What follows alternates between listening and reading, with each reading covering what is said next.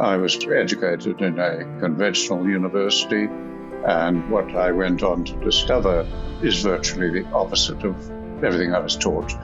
So by the end of the book, people see that we, not me, came up with two discoveries that defied all human belief. They had become dogma, scientific truths. To this day, they're being taught in virtually every university in the world, and they're untrue. Hello and welcome to the Regenerative Design Podcast. I'm your host, Mathieu Mehuis, and in this show, I interview the leading authorities in the world of regenerative practices, people who do good and do well. Are you a person that cares about your environment and our planet, that wants to leave the planet to our children to be something that we can be truly proud of, to enjoy for many generations to come? But are you also a person that believes we can do all of this and do good in business? I have really good news for you. You're here listening to the podcast that is all about making our planet a better place and making your business more successful. Enjoy the show. Welcome to another episode of the Regenerative Design Podcast with your host, Mathieu. And today it's quite amazing. We have one of the most impressive guests on the show today. We have Allan Savory on the show here today.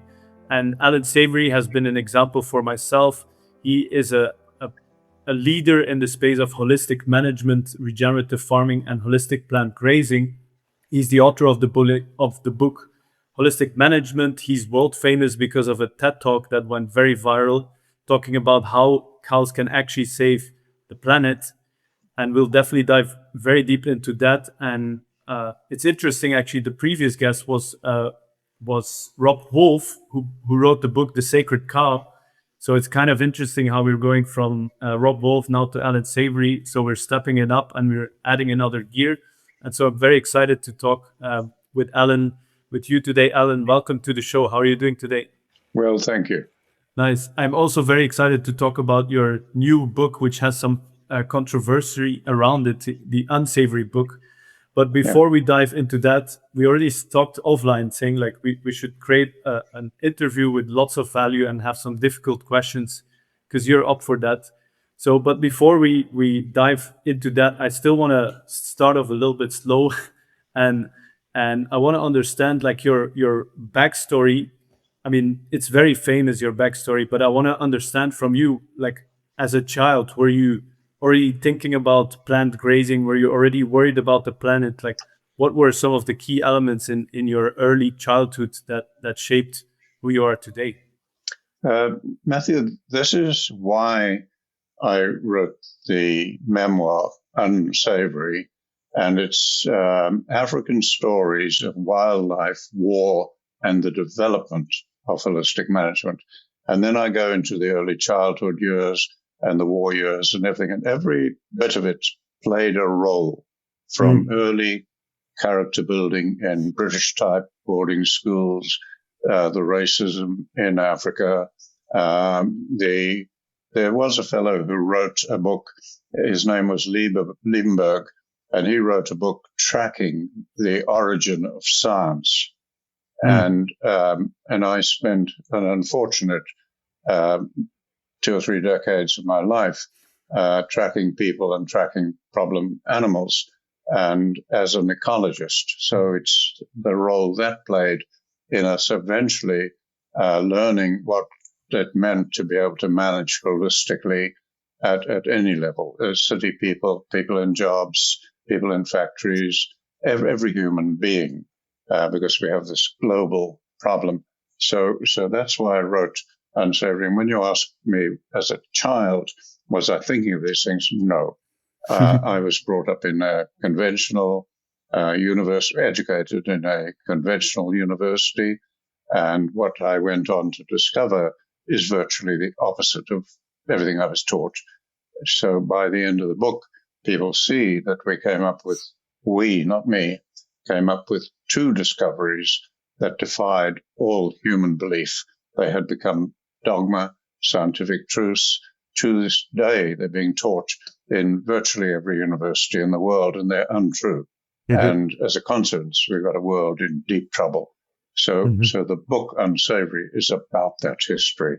And no, I had no clue and I described my mistakes, my blunders, because I followed my conventional academic training and how wrong it was, and how no scientist would ever admit error. No, but I did, and then I got the abuse, and everybody went on to get praise and awards who would not admit error, but what they were doing was wrong. So it's you can see why I've called it unsavory. Yeah, no, I love that, and I think it's a very interesting point to bring up. In the science is super important for us to understand how things work. We were talking about it, like all the work that I do with my work in regenerative design and helping people with their gardens, landscapes, all of that. It's all based on how nature works, and your book was a pivotal moment in my life to understand how nature works with the brittleness scale, understanding what climates you are, and obviously how cows can play an instrumental role in regenerating the planet on a bigger scale. But in many cases, there's two problems that are. I'm actually going to ask you the question: what do you think are the main problems with the scientific world in terms of what they do and what it actually brings of value to the world? Well, main problems with the scientific world. Scientific world is a very broad term. Aim of science was to understand nature. And science means building up knowledge and confirming it in every way we can. And we've been doing this since before any academics in the world. It was totally illiterate people who learned how to domesticate every plant and animal that we virtually have today that made civilization possible. Those were scientists, and yet there was no concept of science at the time. And that began probably 500,000 years ago with hunter-gatherers tracking their food. And a fellow called Liebenberg wrote this book, Tracking is the Origin of Science. So when you say what are the problems with it today, I think it's perhaps best illustrated by an example I had 10 people approximately for training with me in Africa recently. They were all well educated. I think one or two had PhDs, some had master's degrees. And I just asked them three questions. I asked them, what is the scientific method? And they could all describe it. You develop a hypothesis and you test it and you prove it or disprove it. That is not science. That is a way you test knowledge. Then I asked them, what is the peer-reviewed process? And they could all describe it exactly. You can't get things published unless people who are regarded as your peers approve of it. Well, that's a publication process. That's a process to try to weed out rubbish, etc. That's not science. That's a publication process. And then I asked them, what is science? And there was total silence. They couldn't answer it. So when you've got top people today coming out of universities with PhDs who have to hesitate and take time to think before they can even tell you what is science, we've got a problem. This podcast is brought to you by the Garden of Your Dreams Masterclass. Are you struggling with finding the right tools and tricks for your garden? Are you lacking the confidence to be a self-sufficient gardener? Do you sometimes get overwhelmed by the lack of knowledge and time you have to actually do gardening? Then the Garden of Your Dreams Masterclass is for you. So what is science in your point of view? I accept the definition of science that I first read when I was probably a teenager. It was the quest for knowledge about how nature works. That's it. Yeah, that's it's like so basic, but people try to think much more of it.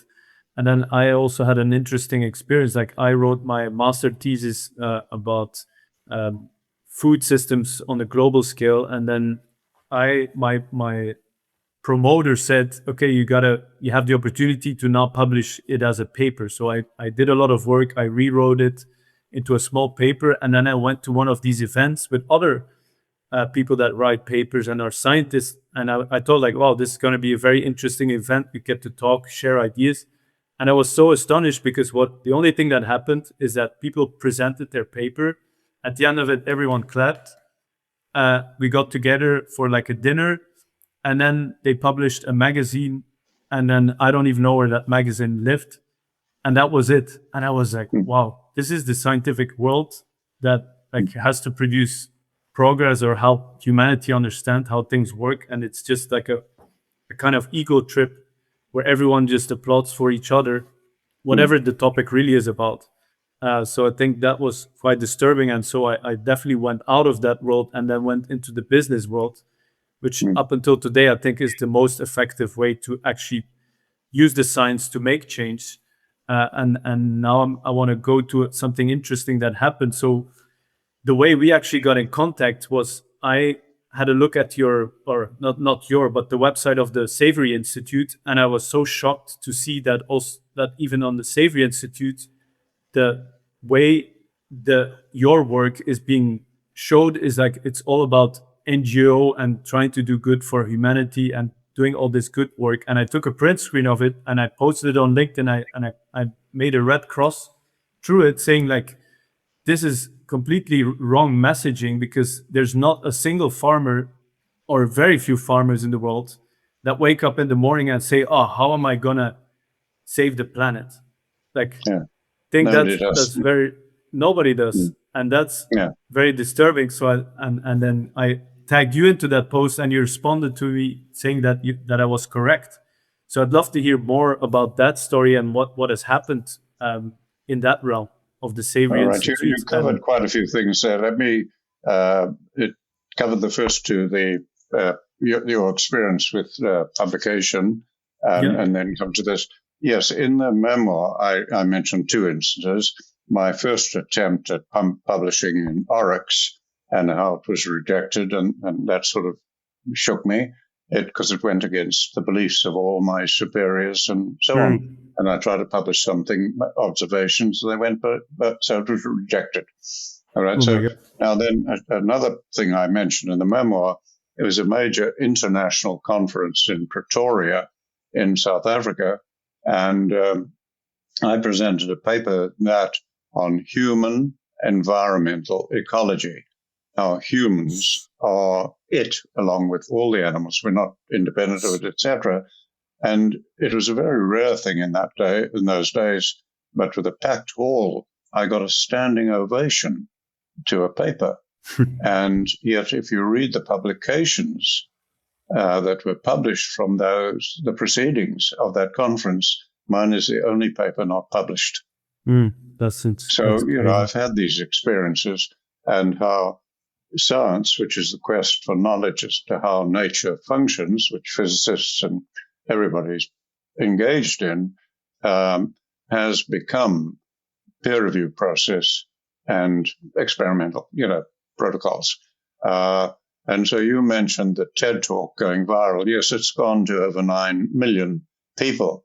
But if you look at it today, it still carries a disclaimer, because the people at TED were so criticized, mostly by Texas A&M professor Brisky, for even allowing me to talk, that it still, all these years later, carries a disclaimer.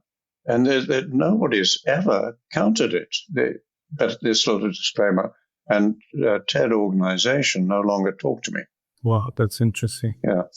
So you see, we've had these experiences. So coming to your other point, not necessarily my old mind, I've slightly forgotten. What was your final question?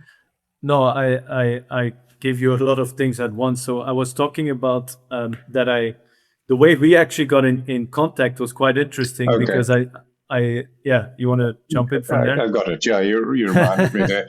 Yes, you wrote something, and it was, in a way, it was critical of Savory Institute, and I said, you're correct. Yeah, that is my nature. And if people criticize what I'm saying, if they're correct, I say yes, and I put it right immediately. And yes, a lot of things the Savory Institute are doing, I don't agree with. And in fact, I recently retired from the organization just to become independent again, because there are always difficulties with any institution or organization, always. So you look at, again, something will illustrate this, I think, for your listeners. A while back, I was having coffee at the Victoria Falls in Zimbabwe, with two young men coming from wealthy families, well-educated, university educated, and we were having coffee and chatting, and they said to me, Allan, there must be something you're doing wrong, because the message you have is so clear and so simple, but we've watched all your life you getting bombarded and criticized and rejected and ridiculed.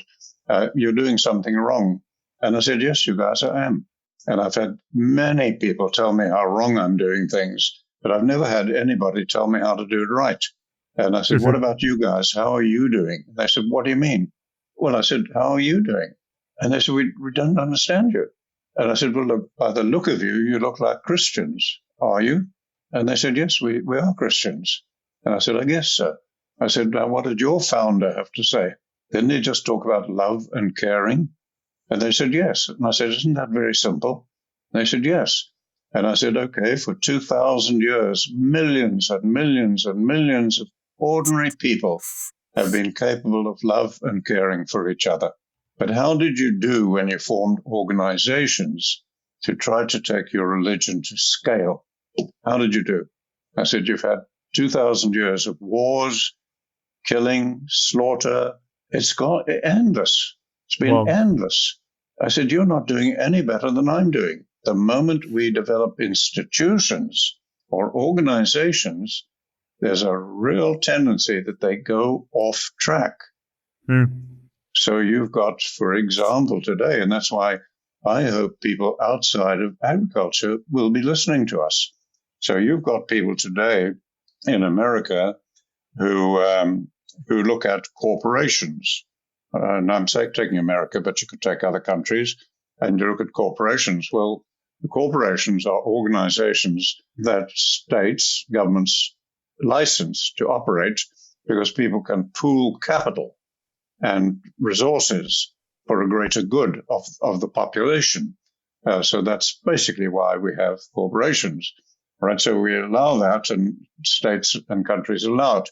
Now, if you look at what's happening today in just one aspect, in the America, some 300,000 people a year are dying from obesity-related deaths.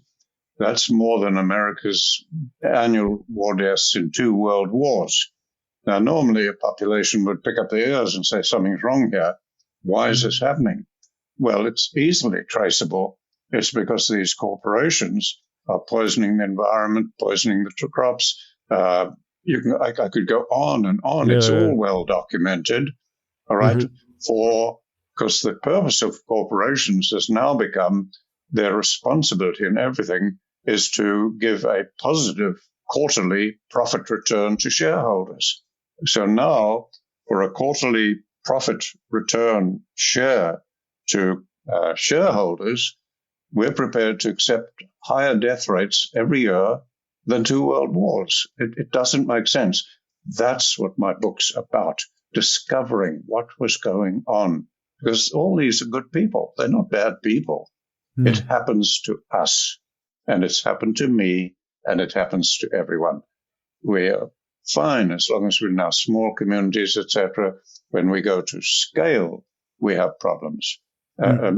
Another example, and why we should be I wish I were talking to everybody, not just farmers, is nations form armies to defend the nation. Now, if you look historically, I believe there are many instances where the army of a nation has killed more of its own citizens to keep a political party in power than it ever killed of enemies. And in my life, I'm 90, mid-91 shortly, I've experienced that 3 times in my life. The Russian army, the German army, and then the Rhodesian army, Zimbabwean army. Just taking my own army, because I was involved in it as an officer for many, many years.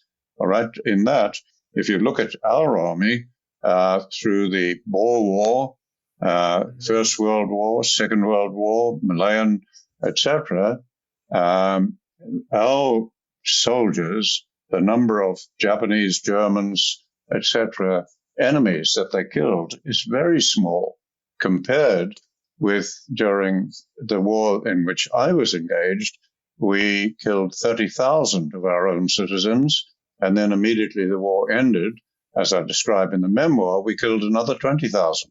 So that's 50,000 of our own. That's far more than our army ever killed of foreign enemies in 4 wars.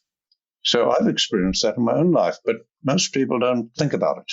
And there's a reason why that happens, and that's what we finally discovered, a way to solve that. Because most people are good, I really believe that. Most people are doing their best. Then you have to ask yourself, not just in agriculture, but in every field, well, if so many people mean well, why is so much going wrong? Yeah. There's a reason. It's simple. Yeah, there's a very interesting book I read about that.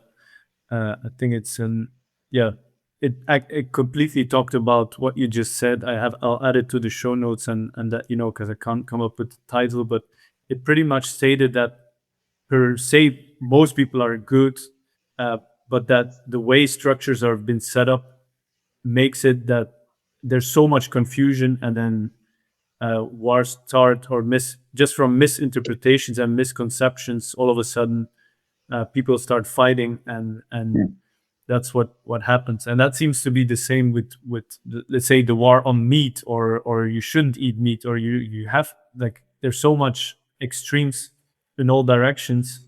Yeah, and you can go back in ancient texts and read about the people blaming the shepherds and too many sheep and so on. That goes back thousands of years, when the biblical civilizations were being swamped by desert sands. That there's a way forward in COP26, which is about 3 years ago. I was one of 3 people around the world who were invited to talk about regenerative agriculture at COP26. And it's a very short talk. It's 12 minutes. You can look at it. And in that, I said I had no intention of doing that, because I said, there are other people, there are thousands of people in the world who know far more about agriculture than I do. What I intend to do here is to talk about the cause of the problem. Why are we having COP26, which is about climate change? And I just spoke about the cause, and I offered a simple way forward that would unite people, be totally non-controversial. And it's the only thing I've ever put out that's gone to thousands of people through social media. And I haven't had one single word of criticism, but I've had not a single person prepared to act or support me.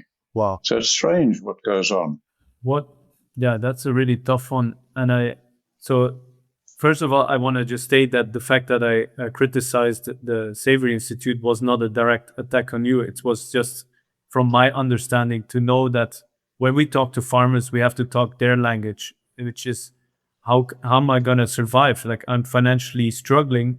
Like, I need a better way. And the Savory Institute and your work can actually offer that with the holistic grazing systems. So yeah, I think that's interesting, when we have to understand who we are talking to and change our way of talking. If you're talking to an environmentalist, of course, it's about carbon emissions, whatever, and other policies that could help. But if you're talking to a farmer and you explain him that, he's like, well, no, I'm definitely not interested, because that sounds like it's going to cost me a lot of money, and I'm going to have to pay more taxes. I'm interested to understand now from your angle, because there's 2 things to unpack here. First of all, in that trajectory where you see that these institutions fail, the logical consequence would be we have to become more individual and figure out things on our own. That may be a logical consequence. And a lot of people in the world have done that. But if we look at the big problems that we are facing, climate change, we are not going to be able to solve it when everyone thinks individually. There has to be some kind of a collectivism, which then is again too dangerous to fall back into maybe institutionalization and misinformation. So I'm curious to understand from your angle at this point in your life, what is the best way forward? Because you have so much knowledge that you gathered and so much things you went through in your life. And we got to stand on the shoulders of the giants like you, who have gathered so much information and bring this work forward. So what do you think my generation has to focus on in the next 10 years? Well, you better focus quicker than 10 years because geometric progressions go like this. They increase rapidly. It's a complicated issue that if people will relax and just calm down and say, talk to me about it, you find there's an incredibly simple way to solve it. If we address the root cause of the problem, which is what I began to do at COP26. So you talk about organizations and the problem. Yes, but we cannot abandon them, because when you do, and you go back to just small communities, hunter-gatherer tribes, you got war and warfare and many problems. All right. So we absolutely have to have organizations, particularly with a global population. So that's a given. Don't fight against organizations, but accept that organizations are not human. They have no human feelings. They have no compassion, no common sense, no love, no caring, no ability to say they're wrong, to apologize. Organizations don't do this. Okay. So they're not human, but we need them. Now, that being the case, then you look at, all right, so where are things going wrong? Let's look at agriculture for a moment, because it's the foundation of civilization. Without food, you have no city, no army, no university, no church, nothing. All right, so it's the foundation. So if we look at that, now looking at it, so how does it happen at scale? Farmers and ranchers and pastoralists. When we abandoned our cities in the past, when they failed, which we've done all around the world, all right, they went back to handling their communities, their families, and they were fine. Well, we can't abandon our cities in the future. It's going to be too much suffering and war and so on. So we can't do that. So now we have to have these organizations. So we've got to produce food by farmers, etc., but at scale, at large scale, all right, which is what matters to feed our big cities, where most of the world population is now in cities, all right, we have to have the organizations. So then you look at, well, how is the agricultural food production take place?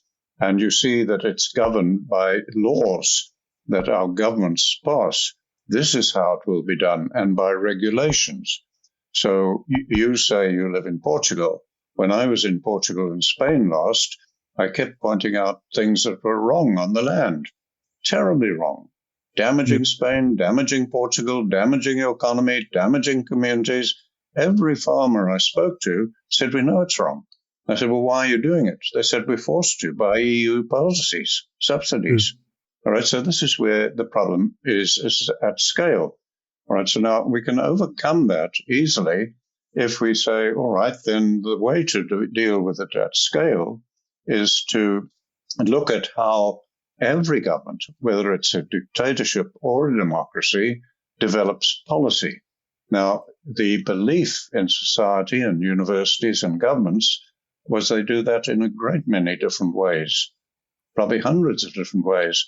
What we discovered in 1983 was they don't. Every government does it exactly the same way, whether it's a dictatorship, whether it's China, whether it's Russia, whether it's Democratic Party, Republican Party, it doesn't matter. They do it exactly the same way. All right, so when we look at that way that governments develop policy, we say, oh, there's the problem. It wasn't bad people. It's the way we were doing it.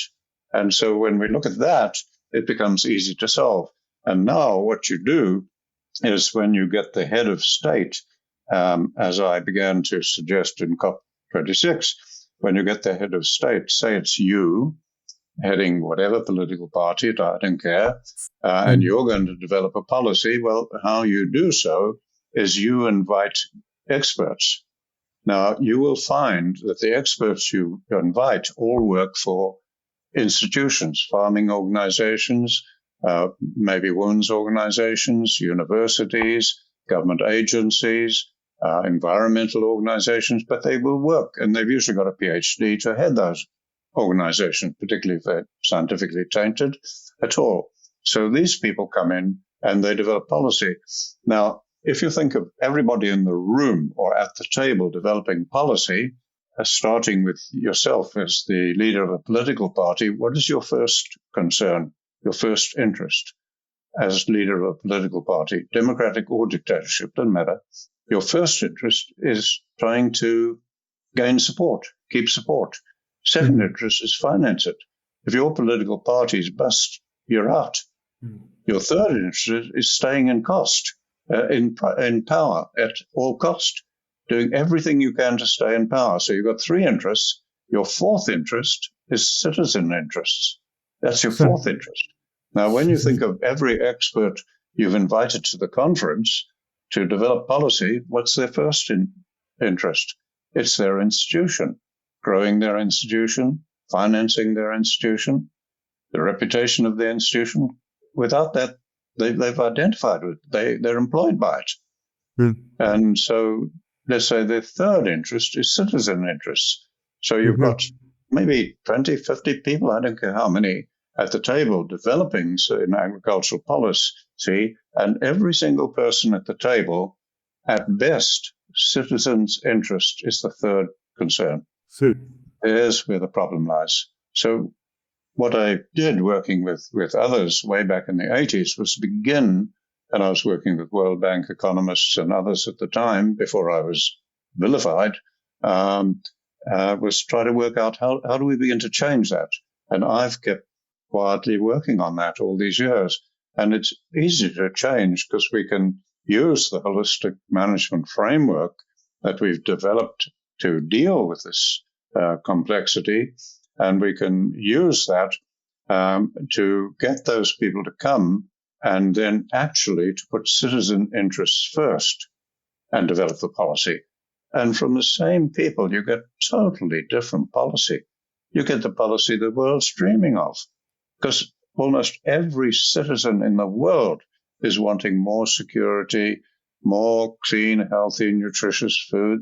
When almost every citizen in the world wants the same things, why can't a single government provide it? I've just explained.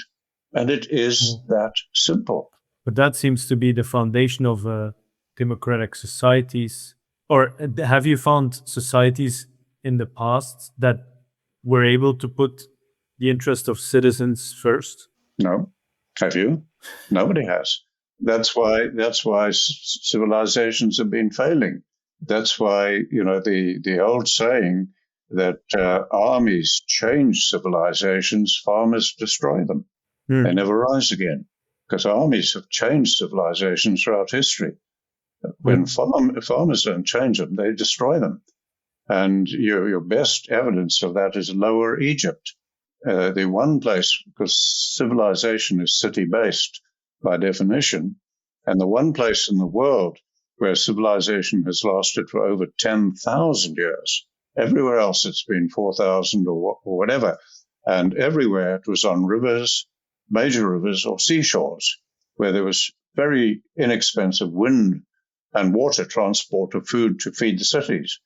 Now, Lower Egypt, civilizations lasted for 10,000 years.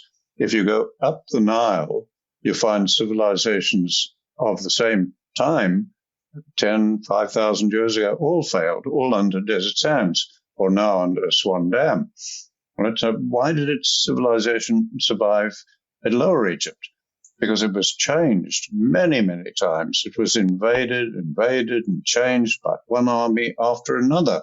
But civilization, Lower Egypt, continued. And it continued because of the destruction of Ethiopia and higher areas in Africa that were providing the silt and the soil coming down the Nile every year and spreading out of the delta. So in the delta, for 10,000 years, we've had the destruction of large areas of Africa sustain one civilization through many changes for 10,000 years. It's all there for us to observe if we just calm down, relax, and just talk about it. Listen. Look at the evidence and look at what's causing the problem, and then we can begin to solve it. Yeah, I think the only major difference, I don't know, it's hard to claim that, but the only major difference from all those societies rising and falling is that they might have not had the scientific evidence of what was happening. Well, Arguably, they didn't. They yeah, didn't. most likely they didn't. Yeah. That's what we discovered now. So that's the like the first time in history, so to speak, that we can actually see what's coming, and that's the major difference. But it doesn't seem to seep in or be like in an urgency state. Yeah, I'm just interested to understand like what you're almost saying or getting to is like we gotta completely rearrange the democratic structures of the world, which seems like an impossible task to be mildly realistic.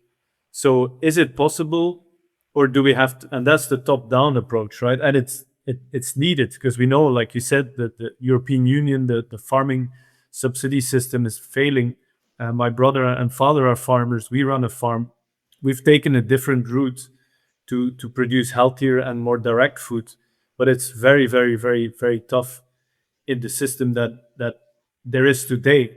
But it's also working, and our farm is actually doing better than ever before. And we have lots of diversification. We have people coming to visit the farm. Our biodiversity is increasing. People come to visit. It's definitely working, even in the tough system that we are working in. So then you can question: is it better to focus on trying to solve those systems that don't work and almost need to completely fall down before they can be rebuilt, or do we have to focus on the bottom up approach and even in a tough system inspire the right people to do the things in the right way, or do we need both, and do we have to attempt both? What is the answer there?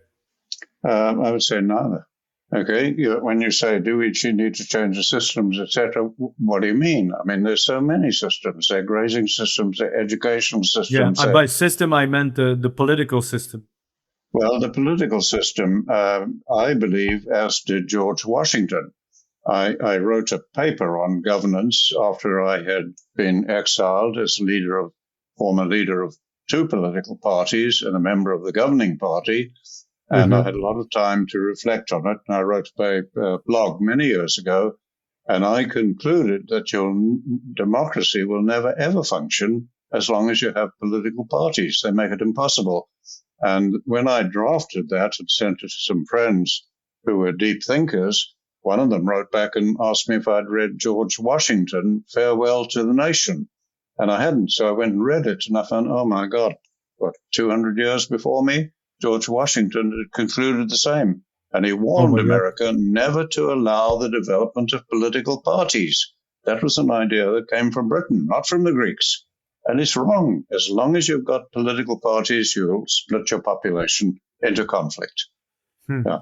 So what we need is direct democracy. Well, no, you just need to address the cause of the problem, and it's a little bit like I often use the example of a bicycle. If you had never seen, and all your listeners had never seen a bicycle, didn't know it existed, and you did a podcast and you said, Allan, I understand 50 years ago you developed a bicycle and it's an incredible thing. But I hear you're known as UnSavory because it's trash, it's rubbish. But tell me about it. And I explained to you, well, it's just two narrow wheels. You balance on it, you pedal, and that gear speeds your back wheel. You steer it with some steering handlebars, and the faster you ride and up to a point, the more stable you are. You just say, this man's crazy. And the more you ask me questions, the more I described it, the more crazy you would say I was. And your podcast listeners are going to say the same. All right? Now, if we actually had a bicycle and you and all your podcast listeners were around it, any one of you would be riding it in 20 minutes. So what I suggested at COP26 is no more talk, no more explanations. Please just have one world leader step forward. Could be the president of Portugal, Spain, wonderful. Any nation, step forward and just say, I'm going to govern as normal, because the population expects it.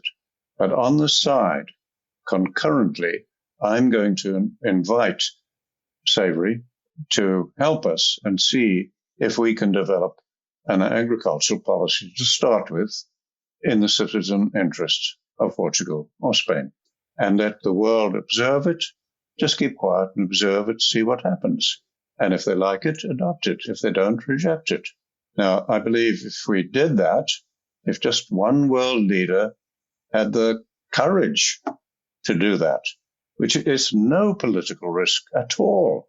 Now, if I'm wrong and they waste a year trying to work out a policy in citizen interests, and I'm wrong, so what?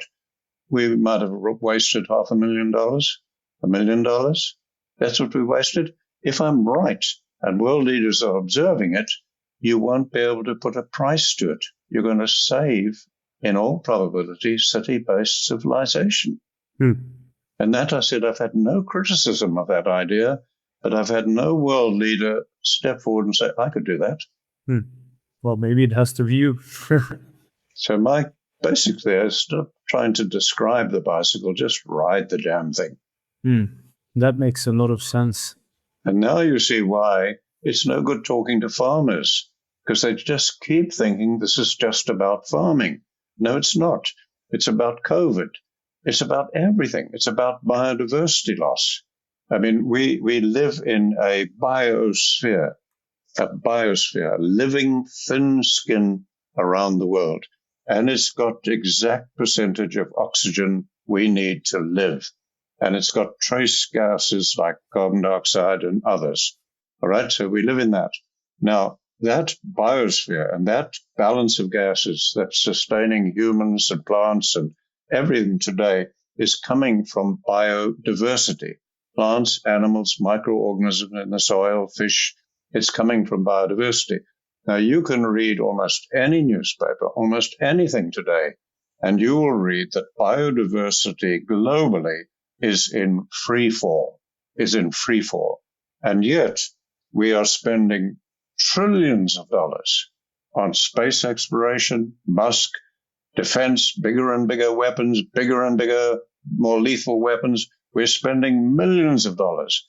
We are not spending one single dollar in the world looking at the cause of biodiversity loss. We are blaming it on livestock and fossil fuels.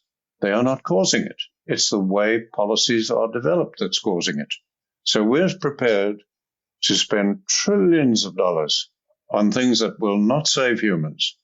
And we're not prepared to spend $1 on looking at why is biodiversity loss occurring when you've got so many environmental organizations, so many government agencies, so many billions of dollars put into it. Why is it in free fall? You know, the questions I'm asking are very simple, but I never hear them on podcasts and Joe Rogan or any of these big podcasts. You can't get people to ask you hard, probing questions. To me, many podcasts sound like infomercials. Yeah, that's very true. And I fully agree with you on that. We have to step it up and we have to do what's necessary. But on the same time, there's a lot of young people from my generation that are also willing to be part of the change and to move forward and start businesses and contribute to that. My own business is part of that. I also help other people start their own business in the regenerative space. What is your best piece of advice for those people that are either just starting out or want to contribute to be at cause of helping the planet improve and not be at effect of the dooms thinking and all these things? What is your best piece of advice for those people, which are mostly our listeners? You know, it's pleasing, and there are, there's no question, there are many people, young people like that, who want a better future. Now, they've got a couple of routes to go. One is the one they're going, joining things like regenerative space, as you called it, regenerative space, so they can join that and start learning from any of the regenerative agricultural organizations. I'm told that there's between 600 and 700 of those now, And they all originated from myself and Bob Rodale, from two men. Bob's not alive any longer, sadly. And I can tell you of all those organizations, and they are talking mostly about regenerative agriculture, although now some are talking regenerative capitalism, regenerative tourism. It's becoming a buzzword. But if you look at the, let's say, 600 at least that people could join that are talking about regenerative agriculture, do what I do. Look at the practices that they practice in food production. And looking at all 600 of them, I think I've found 3 practices that were not being done 5,000 years ago, 3,000 years ago, 2,000 years ago. I'm finding nothing new. Now, we've already had more than 20 civilizations fail with those agricultural practices. The new ones I've found, Colin Seiss in Australia, planting an annual grain-producing plant into a perennial sward is new. Irrigating with air is new because it wasn't possible until we had porous PVC piping is new. You see, you've got to really hunt to look for new practices. Nearly all of them are planting trees, water harvesting, swales. The whole Nabatean civilization was based on that. It failed.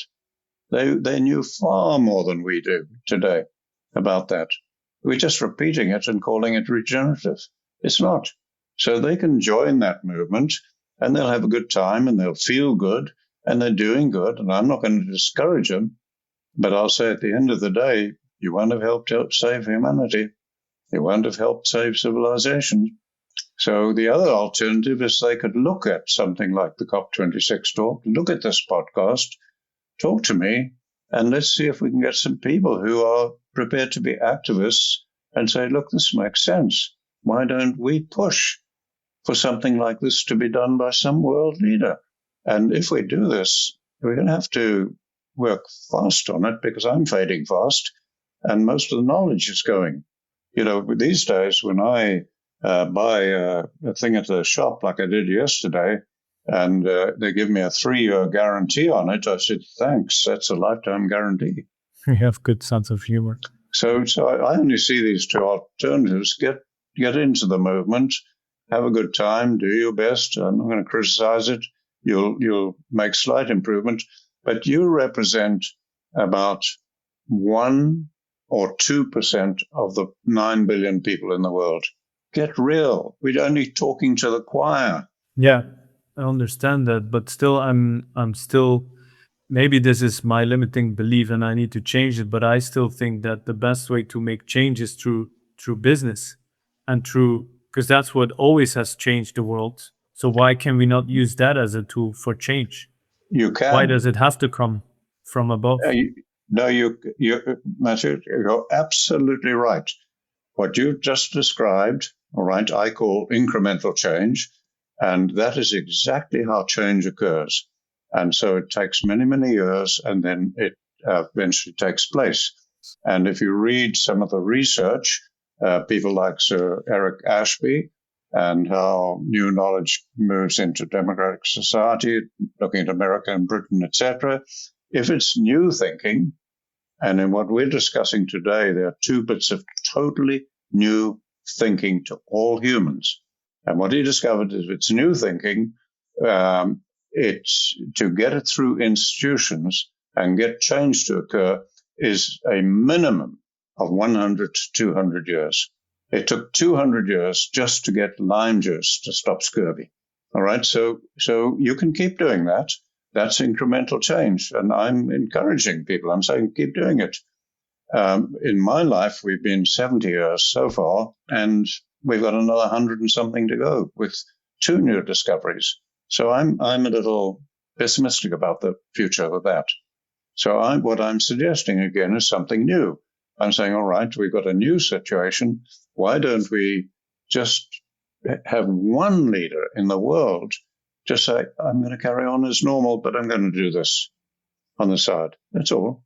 And as I said earlier, people can accept it or reject it. If I'm wrong, it'll waste a little bit of money and a year of time. If I'm right, it'll save the situation. Well, yeah, very interested to see where that's going to go and who is interested in that. So, well, it's gone 3 years so far, and it's gone nowhere because not a single world leader has opted to help. In the COP26 talk, I refer specifically to Prince William. I can't get a reply from him in 3 years. I refer specifically to the Royal Society. I haven't got a reply in 3 years. Why would you go to the Royal Societies? They don't have that much power. Well, because they, at that time, all right, the Royal Society was one of our leading scientific bodies in the world, and Prince William was heading the Royal Foundation, which was offering Earthshot prizes. In other words, offering big prizes for somebody to come up with a solution. And I said, it doesn't matter how many prizes you have. It doesn't matter how many COP meetings. You can go to COP 100. Unless you address the cause of the problem, none of this matters. So then I talked about the cause of the problem and tried to approach them. When you take let's just take biodiversity. We talked about it a little earlier. And every citizen, head of corporations, factories, every citizen needs to listen to this. All right? The entire biosphere depends on biodiversity. Now, approximately 3 years ago, the two of the top scientific bodies, we talked earlier about what science is, all right, they convened a meeting in Washington. And those two bodies were the Royal Society and the National Science Society, two of our most respected scientific bodies. So they called together this conference, and they brought 50 of the world's experts to the conference. Every one of those experts was an expert with a PhD. I don't think anybody got near the conference without an academic qualification of their expertise. And the subject of the conference, believe it or not, was to establish the economic value, the dollar value of biodiversity. What does every housewife think of that? What does every businessman think of that? That's like calling the most brilliant 50 fish in the ocean. They've all got Nobel Prizes together. You bring them together in the ocean to discuss the value of water, the dollar value of water. What are they going to say? That's what we are doing, and we call it science. And the stuff I'm talking to you about, Matthew, is so simple. You're shaking your head in disbelief. So does almost any normal human. This is what's happened through institutions. So I encourage every listener to go and listen to your COP message and find that world leader that is willing to take it up and take on the challenge. Because I really hope it works. I got to understand something on a new level that I wasn't ready for. I think I probably had it in the back of my mind, but I became kind of frustrated with the political system to be like, and how NGOs work and how most organizations work, to go, okay, that's not going to help us to reverse climate change or mitigate as we are now on. So I'm going to go full on in my business and help people with my business to do good in regeneration, build better gardens, better farms, because there's also, it makes just complete financial sense. I just came back from a conference speaking at a real estate conference, why every real estate investor should focus on creating high quality landscape, not because it's good for biodiversity, not because it's good for the soil and the health of the quality of the water, groundwater, all these benefits that you and me understand. I just told them why it's good for their investment, because that's the only way they would start listening, and I was very successful at that. And so I'm very open to the idea of contributing to your cause and seeing where there's political opportunities, but I just don't see it now, looking at how the world leaders are doing. So I'm just going to continue focusing on the business side, but I'm very much open to think wider than I'm thinking today. Yeah, if I could comment on that, Matthew, when you say to focus on my cause, I don't have a cause. It's your cause. I'm fighting. Yeah. It's your cause. It's everybody else's cause. I'll be gone in 3 or 4 years. It's not my cause any longer. Okay, I'm trying to fight a cause for every young person in the world. It's their cause, and they're not coming forward. That's just fact. All right. Now, when you choose what you're doing, I'm doing the same. Well, I'm doing this on one side. I'm trying to do what I can while I'm still alive to help the future of young people and future generations, all tribes, all nations, all people. All right. Now, meanwhile, I have to get on with my life and I have to stay sane. So I'm pretty well doing what you're doing. I go fishing. I do kind acts. I love to do I get such joy out of just doing a kind act to somebody every day. I've got one just after I put off from you, but I'm going to go and do a kind act to a guy who I hardly know. But I know I'll get today's fun out of that, and I'll feel good. And we can all only do that. Do the best we can. And those of us that are doing good like that, we're doing it because it is the right thing and so on.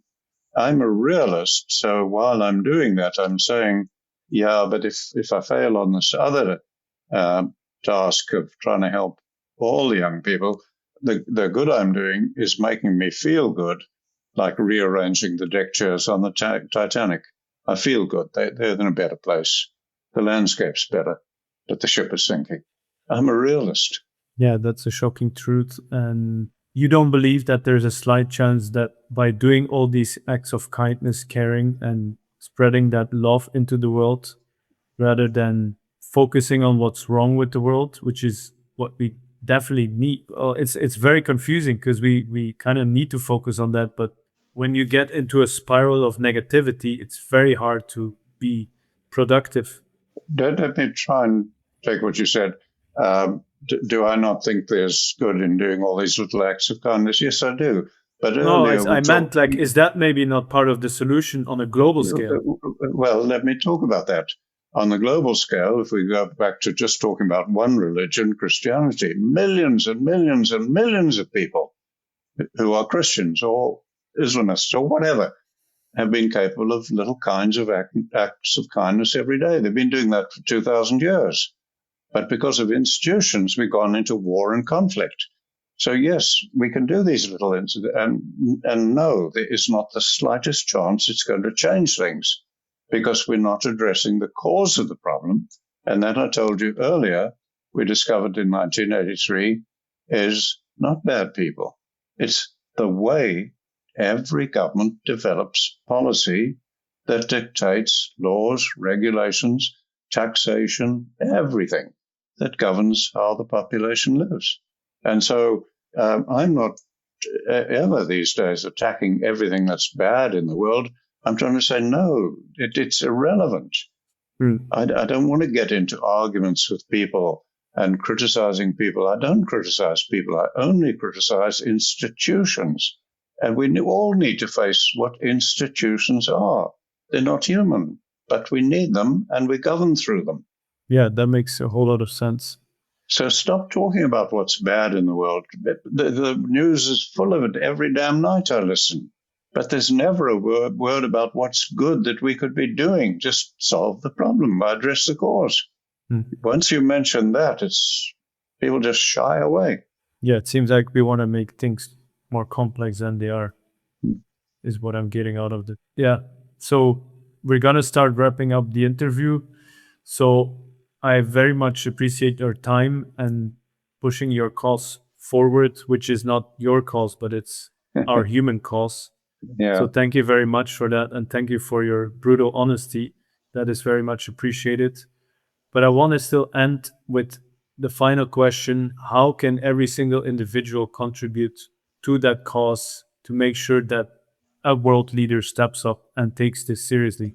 I've got a group of concerned mothers in India, Portugal, UK, various countries working with me to try to follow up on the COP26 talk.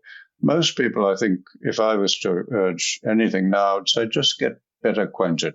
If this talk interested you in whatever walk of life, And for God's sake, outside of just agriculture, if this interested you, I can send you a link to the COP26 talk so people can just look at it. It's 12 minutes, all right?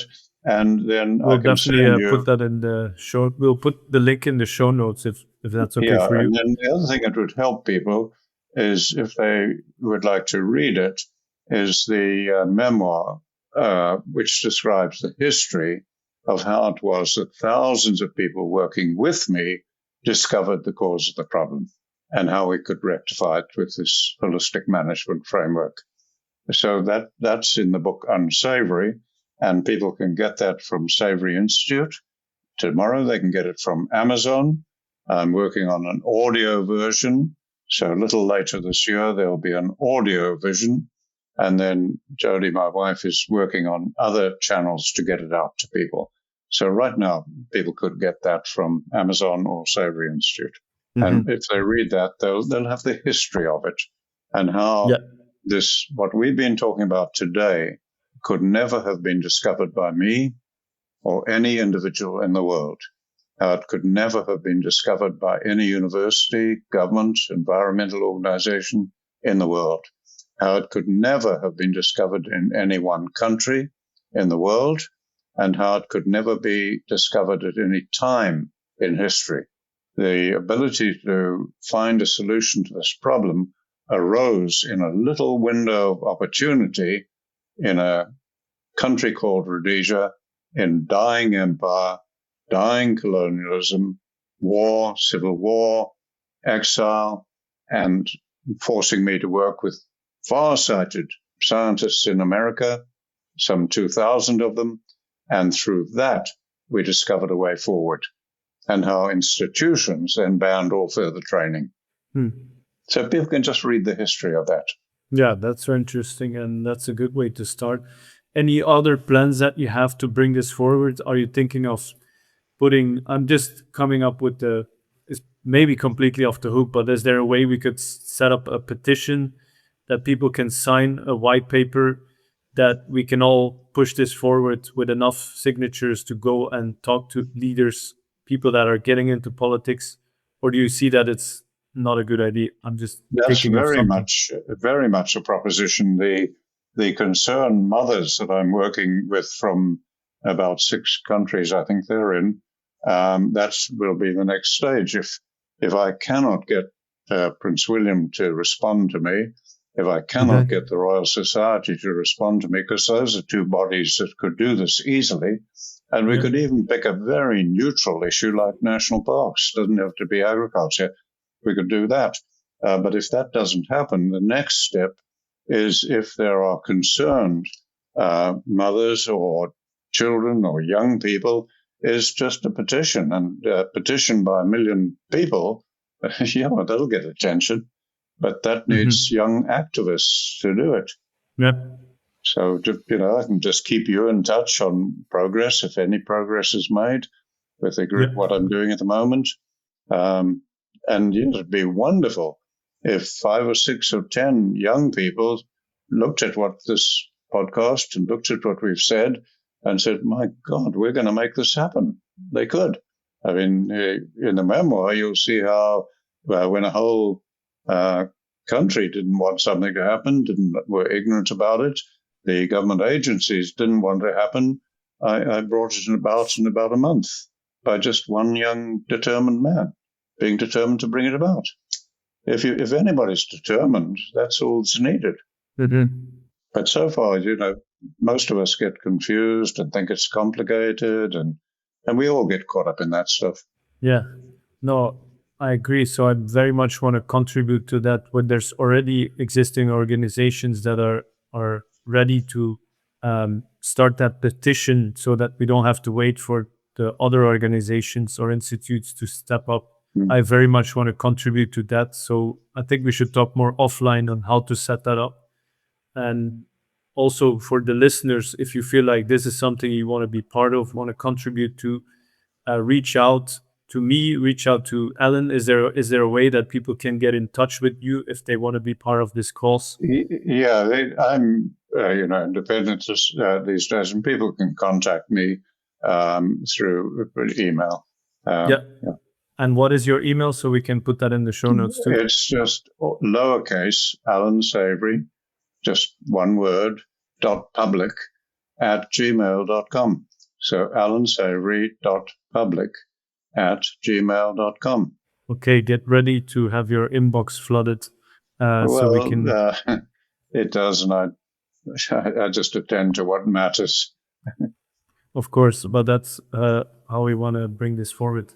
All right, Allan, thank you very much for coming onto the show here.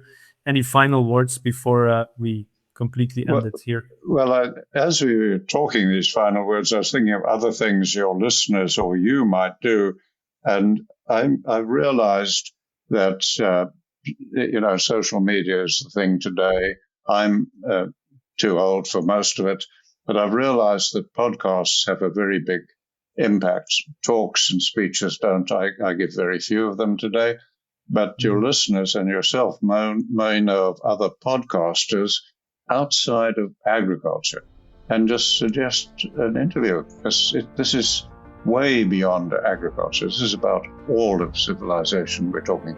Yeah, I actually have an idea of how I could get you onto a bunch of podcasts, because I'm part of a whole network of podcasters. So yeah, we can talk about that offline right now too, if that's okay. All right. All right. Thank you very much, Allan. Well, thank you. Thank you for your time.